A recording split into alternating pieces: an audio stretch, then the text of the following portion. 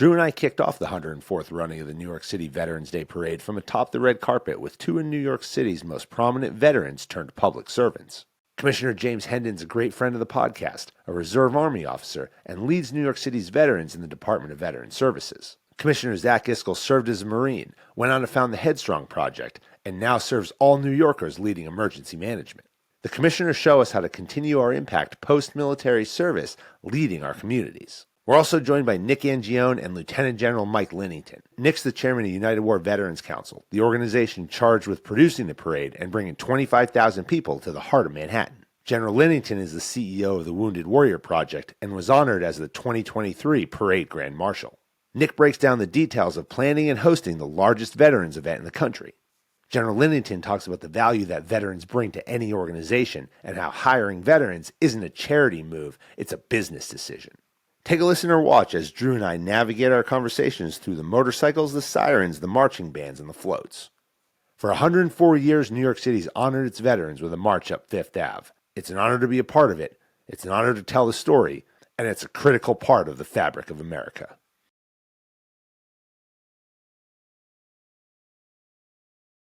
Commissioner Hendon, Commissioner Iscol, welcome to the New York City Veterans Day Parade, the 104th running. We're sitting here just a couple minutes before the kickoff of it.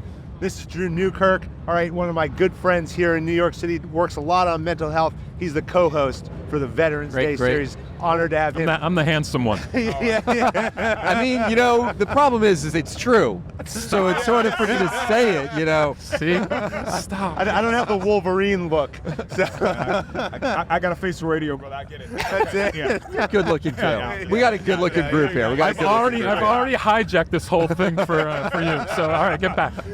Oh, we're here. We're on the red carpet. I mean, we're right at the north end of the red carpet, 26th and 5th. The parade's going to kick off. Both of you, gentlemen, are so impactful in New York City when it comes to the veteran community. Commissioner Iscol, you were a Marine. Commissioner Hendon, you served in the Army, a career there. Now you're in these public service roles here in New York City. If you can talk for a second about the importance of this parade, the importance of New York City and the veteran community, and why we do this 104 times and have never missed a year. I'm going to defer to the commissioner on that one. James. It's a team sport to serve, protect, defend this country, to make sure that we have all the freedoms a lot of folks take for granted. And I always run the numbers by folks. I say, look, there have been just over 540 or so million Americans since our nation's founding. Of that, 12 major wars, roughly 45 million have served. And of those, you have 1.5 million have been, wounded in action. You have 9,000 plus that are still missing in action between Korea, Vietnam, and even Iraq, Afghanistan. And you got 658,088 who have died between March 5th, 1770, that's the Boston Massacre, and August 26, 2021, Kabul airport bombing. And so we look at all we have and how it's born on the backs of so few. It's so critical for us to give these people their roses days like today. Yeah, I mean, I couldn't have said it better. This is such an important day to recognize service, thank people for their service. But also, I think there's sort of a conversation that also could take place about what else we could do with Veterans Day. Maybe turn it into a national holiday, turn it into Election Day. Maybe we get more people to vote around that and maybe tie that to sort of the sacrifices people have made to give us that freedom, to enable us to vote, so that maybe we could elect more and even better elected servants. I think it's a really important point that you bring up here, and I want to go there because our military is probably, in my mind at least, the premier outlet to develop leaders. Right? We sit here at a time right now today where our military recruiting is really at an all-time low, especially over the last 20, 30 years. But the importance of developing leaders in the military is yes for their time in the military, but it's for after. And you both have continued your service. Go a little deeper on that. Like, why do we need veterans with the leadership experiences that they have to come into public service roles in cities like New York City? Because you lead the emergency management department. Yeah. You have a tremendous amount of experience coming out of the Marines. Who better to sit in that role? So I think one of the things that I see a lot of is, and this is not just, this is any industry, nonprofit sector, corporate America, nonprofit America. We have a tendency in this country that when somebody is really good at their job, really good at making widgets, you then put them in charge of other people making widgets. And oftentimes, leading people making widgets is not the same as making widgets. and that we really need to have more of a sort of emphasis on training managers, training leaders, building leaders. It's a completely different skill set. There's a lot of ways to develop that skill set. The military is not the only way, but it is an incredibly effective way to learn the basic tenets of leadership, namely looking out for each other, taking care of your people, having more of a bottom-up approach. Those are all things that I think apply more broadly, that any organization or the country would benefit, not just from military leadership, but from making those investments across the board. Just on that point, I think from my experience and from some of the people who are working with veterans that I know, they're actually taking, especially with veterans, mental health to the next level with plant-based medicine. Have you guys even touched that, started thinking about that and talked about that yet? Like where it does seem to be a revolution. I see that vets are like the front lines of that right now. So my thing with mental health, and this is something that I sort of just really believe, is that there's no panacea for mental health. It's not like, if you have heart disease or cancer, there might be like a few treatments that are what's effective. I think for mental health, you really have to use what works for the individual, and each individual has different needs. And in that sense, anything that works, where I become skeptical is when somebody says, this is the cure for PTSD, the catch-all. It doesn't exist. Nope. But I think that plant-based stuff, I think psychedelics, I think there's whether it's CBT, EMDR, whatever the treatment is that's effective for that individual. And I think at the end of the day, the thing that really matters is having a really qualified clinician that's adept at using whatever the right treatment modality is for that individual, and who can adjust the treatment to the needs of the individual. And I think that's what's really important. And in that sense, I know that there's a lot of work that's going on with plant-based stuff, with psychedelics, and with sort of other innovative therapies that I'm all for. And you said one of the difficulties is getting those clinicians, right? I think that in general, my friends, family, the first question is like, who can you refer? Right. Because there is a very small percentage that are tip of the spear. Yeah. Is there solutions that you see there?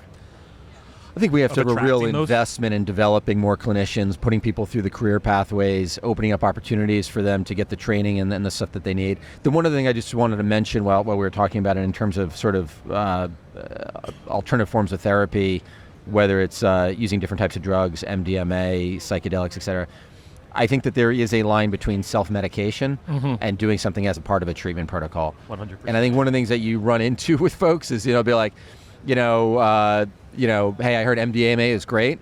It's like, yeah, if you're working with a clinician, but if you're just going out there and using drugs, that's self-medication, and that is a dangerous road to go down. I just want to attack this from a different angle as well. For us, when I think about these things, in New York City, only about 24.2% of our veterans self-identify. I think we spoke about this last year. Is that right? We had this. And so for me, a part of the riddle also is how do we get more of our brothers and sisters to come into the light? Nationally, it's 33.6% per the VA's gross domestic expenditure reporting information. It's 24.2% here.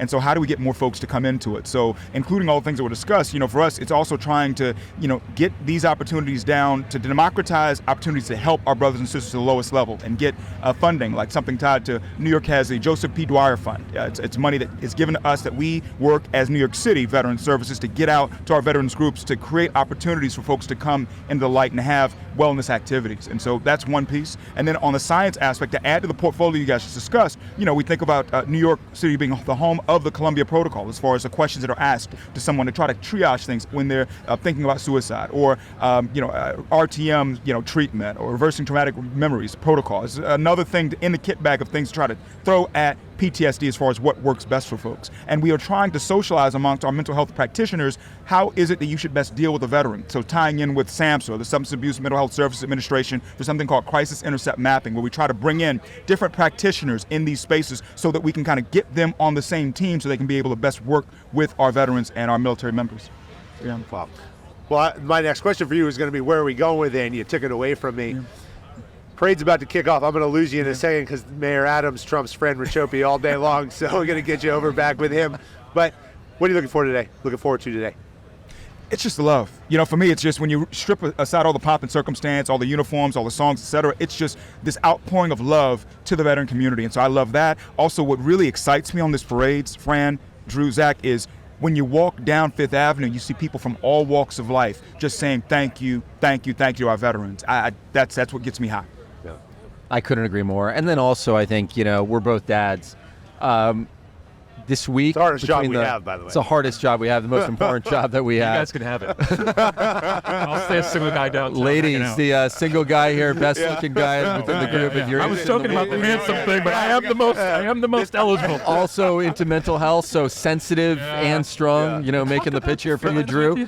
But this is a week between the Marine Corps birthday, Veterans Day, where we get to really expose our kids to service, right? And in all its different forms. And I think the military is one sort of vehicle for that, but it's an opportunity to really talk to them about that and impress them upon them the importance of service. Yeah. It's the next generation of leadership. Yeah. Well, gentlemen, thank you so much. Thank you so much. Yeah. Thank you for what you're doing for the city. Thanks for what you're doing for veterans. Happy 248th birthday to the Marines. That's right. We love crayons. They are delicious. I like purple ones. Yeah.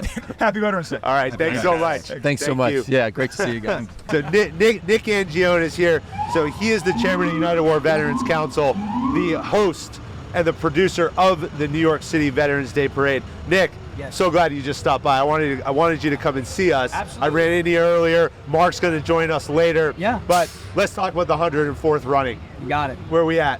So we had a perfect weather day, which is the only thing you can't control, right? So no rain, no sleet, beautiful sunny skies. We had the mayor come give his send-off.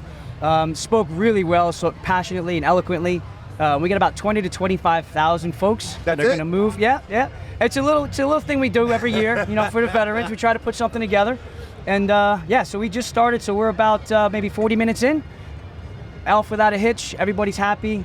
Veterans from all ages. We have World War II veterans. We got Vietnam veterans. And we got veterans from the Gulf War. Everybody's here. Everybody's welcome. So we were just talking before you hopped in about the fact that the parade starts actually not with veterans. It actually starts with the first responder community in New York City. Correct. Why do we do it that way? Yeah, so again, this entire day is dedicated to veterans. What we want to do by putting them up front is showing that they may not be veterans at the moment, but they're the next generation of veterans. They're the next generation that we want to impress upon them, not to impress them with a parade, but to impress upon them the gravity of what this is all about. So we send them out first. We send them up front. They're always having a good time. And hopefully when they go home, they tell their friends, and it just proliferates. And that honor and respect towards veterans from above and below is what we're trying to get to. So you caught Fran off guard. He was talking about first responders, but actually you were talking about the youth. Oh, right? yeah. I misunderstood. No, you were right. He was wrong. Hey, take it where you want. No, but that's what I noticed too. It's changed the sign over here. I almost bought a t-shirt, actually. No, it did. It started with the youth, and that was an interesting thing to me, and that's I love that answer. Your other question was about the first responders. The first responders, because as we're talking here, now we got the bagpipe for the That's the state police. So state police, yeah. So as we're talking now, we got the bagpipes coming by from the state police unit. So again, more of that first responder community that we put up front on the Veterans Day Parade. Yeah. So in that genre, you have obviously your military veterans are in law enforcement. They kind of go hand in hand. A lot of times when guys get out of the military, regardless of branch, and regardless of level of service, you don't have to be a combat, Purple Heart, any kind of any veteran is welcome to the parade. But you see a lot of veterans in the LEOs, in the law enforcement. So we kind of honor both the city that we're in right now and their veterans. They're protecting us, right? Now they're back from overseas. Every day. The NYPD gives us an enormous amount of resources to not only secure the parade route, but they're in the parade themselves. And again, some of the sharper dressed military police we have here, the state troopers of New York. Those purple accents are awesome.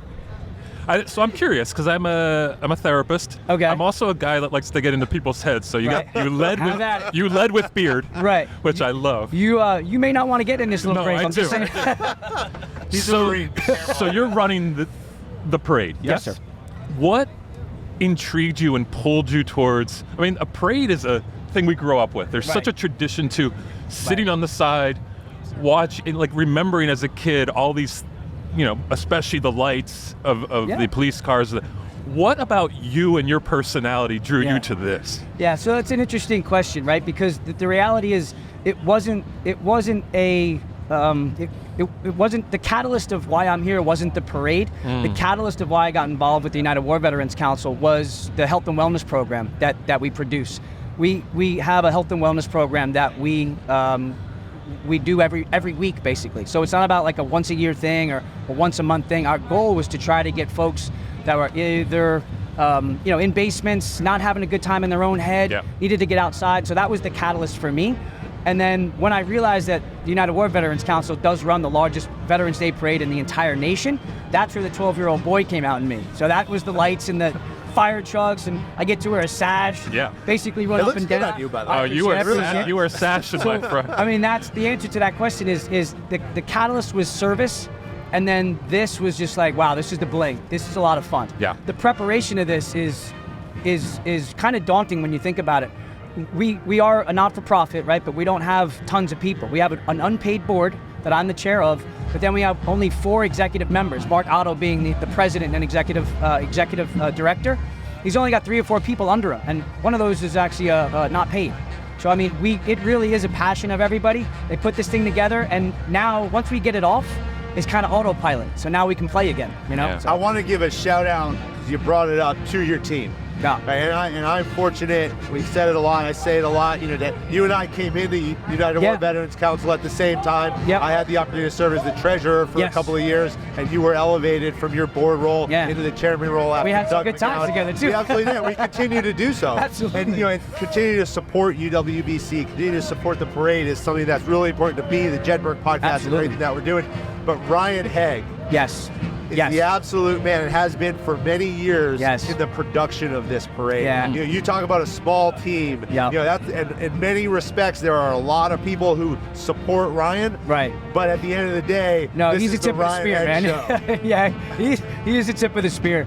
And you even if you just catch a glimpse of him, he's got like 3 radios going. Who wants this? Who wants that? He's got like a tactical vest on this morning, and that's got radios and tents. He's on comms with everybody up there, yep. But yeah, I mean, Ryan he leads the logistics and administration for the parade. He also is in charge of our historical program for legacy information and legacy learning from World War I all the way back. I mean, the guy is just on all the time. But these are one of those days where I just look at him and go, "You good?" That's all I'm going to say. "You good?" "Yes," and that's it. I move away. So I'm like, I don't want to get caught up. So, but yeah, man, he's got it all under control. When I saw him this morning, the first thing I didn't even say hi. He looked at me. I gave him a hug. Yeah, that was I said, "This is what we're going to do. It's still dark out. Right. Give you a hug. Good luck today, man. You're going to crush it." Here we go. This is your favorite part, Marine. Hurrah! This is the United States Army Band. Okay, Pershing Zone is crossing by us right now, playing the Army song. Sing it, Marine. And I'm coming behind the band. Okay, is a salute to the U.S. Army. We have the Army Chief of Staff, General George. Yeah, which is pretty impressive. Incredible. I have hopefully done my work well enough. We're going to see here after to convince him to come sit down with us for a little bit. Absolutely. But I had his team over here earlier giving them the spiel, so they seem very interested in it. I'm hoping we're going to get him. That's the other thing too. I'll tell you, Fran, because we are the largest Veterans Day parade in the nation, because we've run this now for so many years. And again, I'm going to knock on wood, but I'm also going to kind of pat our collective selves on the back. We've really had no hitches. We had a sitting active president here. Yep. We've had I remember. I was on the stage. I know. So I mean, we had, and that was like the game time decision, bulletproof glass, all that kind of good stuff. So again, sitting presidents, dignitaries from overseas, off without a hitch. Everyone, regardless of their political views, is just understanding that this is not about any of that. This is about just veterans and honoring them and saying thank you. It's not Memorial Day, right? It's not. It's thank you for your service and let's go play. So this is. We got a shout out by the Grand Marshal. That might have been his way of saying I'm not coming on. That was my. No, we'll get him over. He's got a busy day. We were fortunate to have General Linnington on last year. Outstanding. Wounded Warrior Project. Will Wilton's going to come on. Will Williamson is going to come on a little bit later, and we're going to talk about the impact that Wounded Warrior Project has. But in terms of the production of the parade, Wounded Warrior Project is one of the main backers and supporters. Yeah, they came out really, really strong this year. I mean, they've always been a supporter of us, but they came out really, really strong this year in support, with not only financial support, but they have hundreds of people down here this year. So it's really kind of great to see that they understand the level at which we produce the parade. Because again, if it was a couple of guys and gals just sort of getting it done, I don't think we'd have the participation that we do. Everybody realizes that this is probably one of the best run parades in Manhattan, which this is... I agree with that. And I know that's a big statement because there's a lot of parades in Manhattan, yeah. But the reality is we probably move the most people in the most controlled pandemonium of any other parade. So we're just really proud of it. I got a follow-up question on that. So when I asked you that question about what brought you to the parade, you did talk about the wellness program. Yes. What's your wellness program? And I know it's kind of cliche, but as a therapist, the question I get a lot is, do you have a therapist? Yeah. And I do. Right. And I don't mean one, because there's a good-looking guy right there. No therapist becomes a therapist without being incredibly fucked up. Right. So you've got a good vibe going. You got a little scarf popping out, I think. This is from Dubai. There's a whole thing going on. It's just him when he wears his chaps on his motorcycle. I'm sure, and they may or may not be assless. So I don't know why he wears his pants. I talked to him about this last time. I see a guy who does he's aware of himself. Yeah. Even how you're physically manifesting yourself. What is the ways in which you take care of yourself emotionally? So it took a long time to get to a place where I even knew that I needed to. Yeah. So I got out. So I was in a United States Marine. Of course, the band's gonna come. Yeah. That's the best question. That's the Army band. He's talking about being a Marine. I know. All right, we're gonna bring the Army band by again. How good are these mics?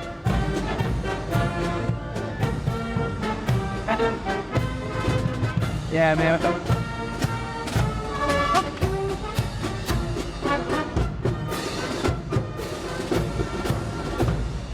So I served in the Marine Corps from 91 to 95 as a reconnaissance Marine, 2nd Recon Battalion. I was first Gulf War, mostly Somalia was where I really went to work. And when I got out in 95, I didn't even know that I needed that. I just thought this is how you're supposed to think, this is how you're supposed to feel, and this is what you're supposed to say, which is nothing, right? Yeah. It probably wasn't until I started getting involved with the UWBC that I started to think to get into the community that was seeking some comfort and conversation and stuff like that. So that's, I guess, to answer your question, is it wasn't until probably into my 30s, early 40s, where I was like, oh, there's something.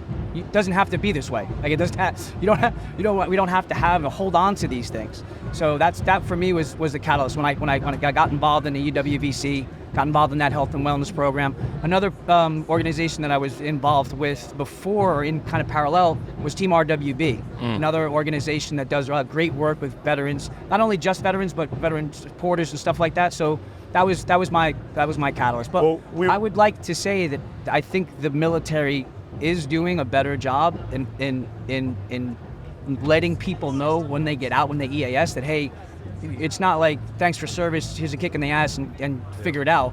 That there are programs, there are places that you can go like right after. Yeah. You know, and that's not, and that doesn't mean any sign of weakness either. It's a hey, we got to do a thing. We did a thing, right? We have that burden to bear. We have that pride, that privilege of serving. But now we can do something else together, and we just got to kind of find our little tribe and help each other out. Right. So, General Linnington has joined us. He heckled us as he drove by. I got you, man. You guys are the best. Absolutely.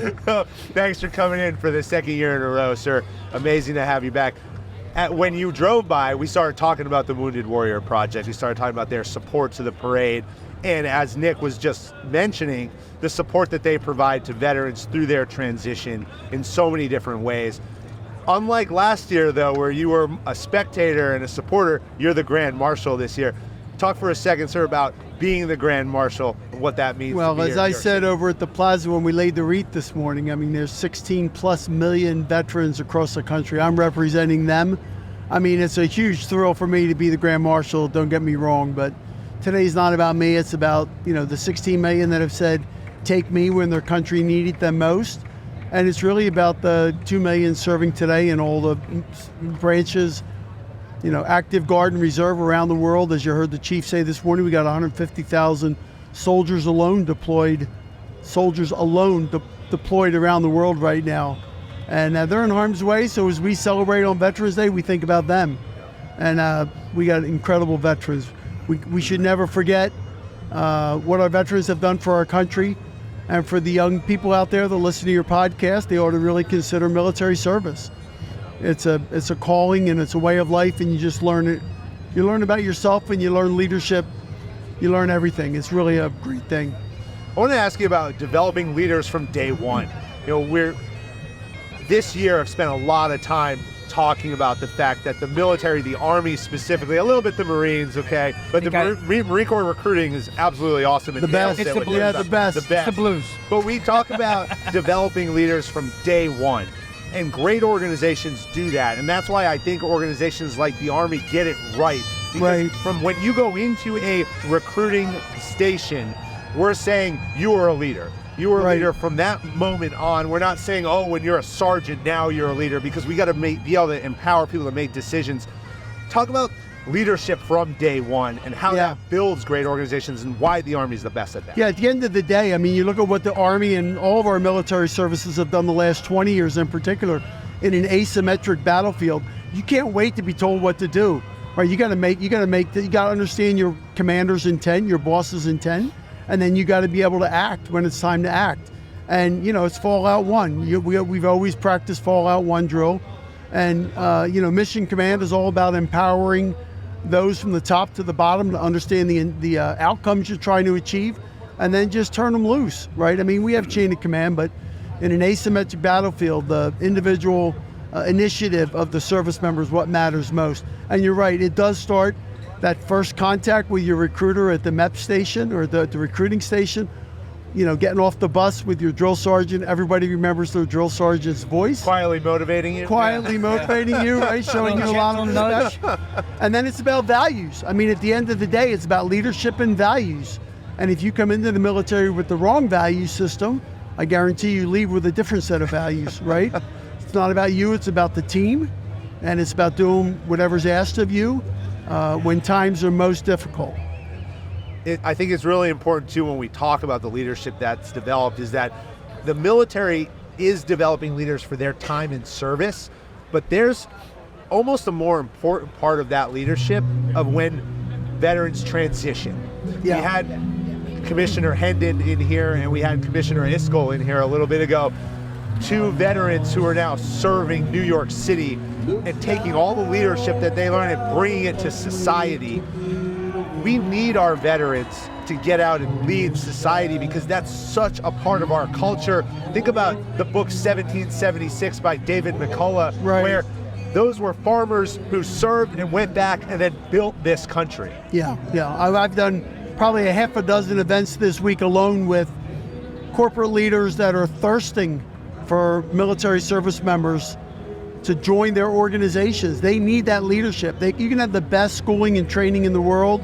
Education is important, but if you don't have that leadership, they're looking for military leaders of all ranks to join them. So I think, Commissioner Hendon and Commissioner Iscol are two examples of veterans that have been through the crucible and now are in a different crucible, and they're serving no differently today than they served when they first joined the military. So for folks that listen, hiring a veteran isn't a charity endeavor, it's a business endeavor. You want to improve your business, hire veterans. I'm very proud to say today, for the first time in a long time, veteran unemployment is less than the national unemployment rate, and that's because every organization has realized the value of veterans and they all want to get them.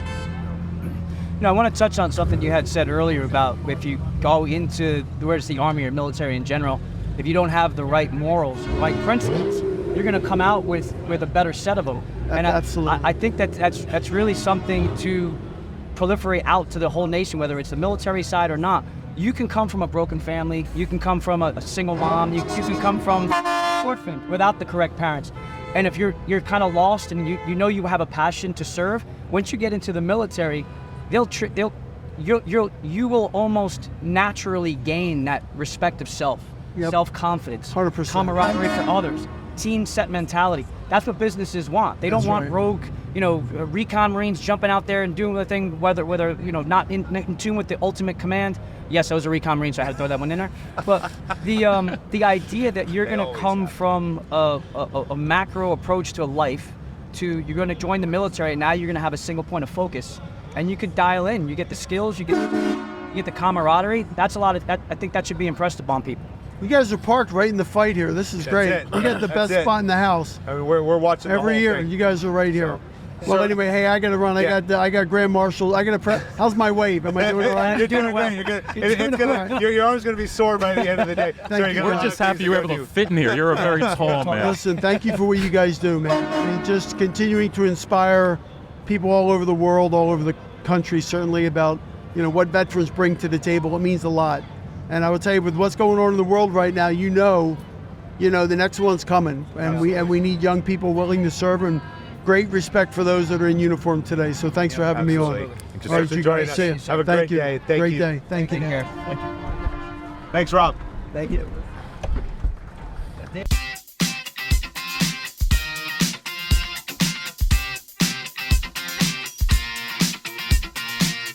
American Jedburghs went out to form the foundation of the United States Special Forces and the Special Activities Directorate of the Central Intelligence Agency.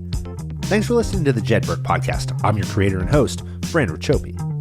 Join us next week for a new episode on Apple, Spotify, or wherever you get your podcasts. Check us out on YouTube for full episodes, highlights, and other behind-the-scenes content. If you like what you heard, give us a like and leave a review. Follow me, Fran Racioppi, Jesse Graff, Talent War Group, and our CrossFit Games sponsors, U.S. Army, Wodify, GoRuck, and Hero Coffee on LinkedIn, Instagram, Facebook, Threads, or X. Send your comments and inquiries to fran@jedburghpodcast.com. As a former member of Special Forces, the Jedburgh Podcast donates a percentage of all proceeds to the Green Beret Foundation, supporting America's Special Forces and their families. Thanks for joining us on this episode. How you prepare today determines success tomorrow.